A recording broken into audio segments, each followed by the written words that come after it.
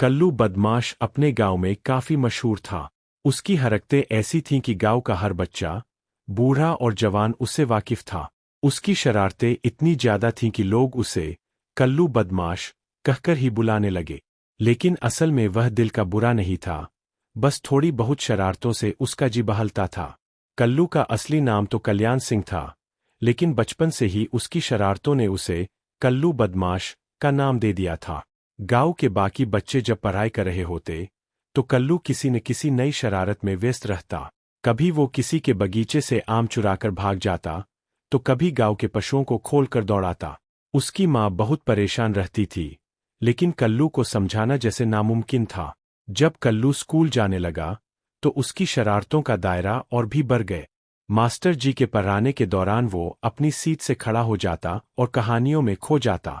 एक बार की बात है, जब मास्टर जी गणित पढ़ा रहे थे, कल्लू ने कक्षा के पीछे बैठे मुन्ना को इशारे से बुलाया और कहा, चल मुन्ना, आज गांव के तालाब में मछलियां पकड़ते हैं।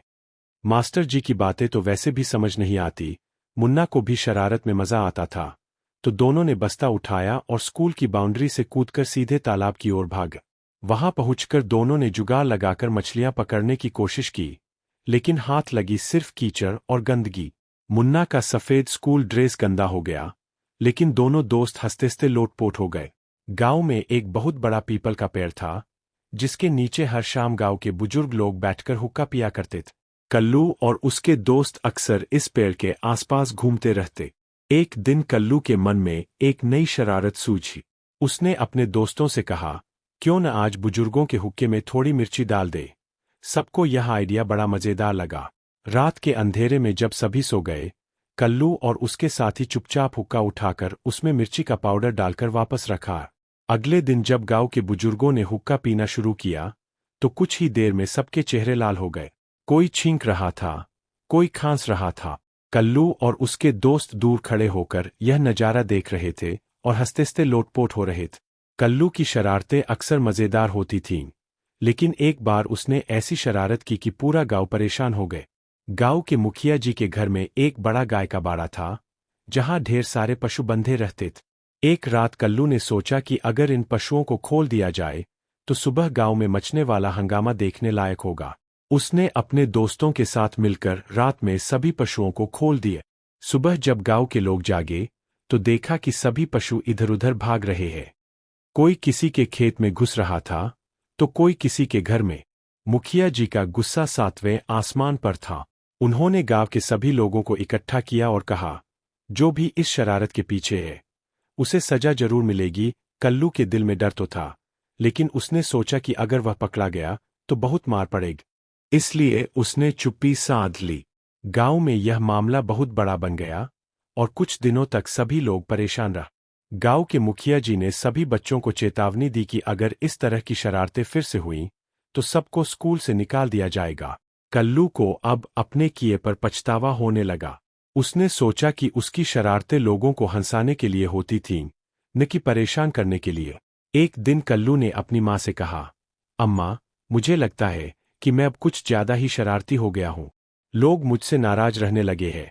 उसकी माँ ने प्यार से उसके सिर पर हाथ फेरा और कहा, बेटा, शरारतें ठीक है, लेकिन जब वे दूसरों को नुकसान पहुंचाने लगे, तब गलत हो जाती है। कल्लू ने उस दिन से ठान लिया कि वह अपनी शरारतों को कुछ हद तक सीमित करेगा।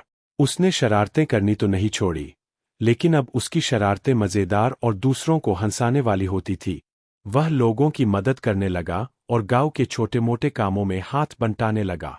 एक दिन गांव में एक बड़ा मेला लगा। गांव के बच्चों के लिए तरह तरह के खेल और झूलों का इंतजाम किया गया।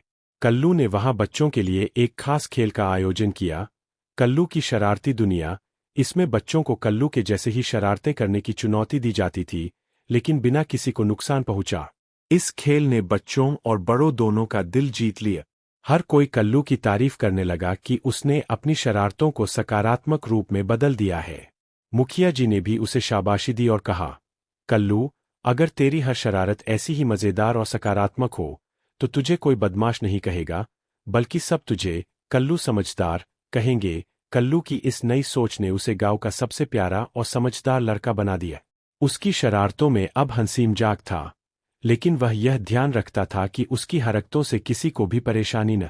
अब गांव के लोग भी उसकी शरारतों का आनंद लेते थे, और कल्लू बदमाश धीरे धीरे कल्लू समझदार के नाम से मशहूर हो गया। तो दोस्तों, अगर आपको हमारी कहानी पसंद आई हो तो वीडियो को लाइक करें और चैनल को सब्सक्राइब करें।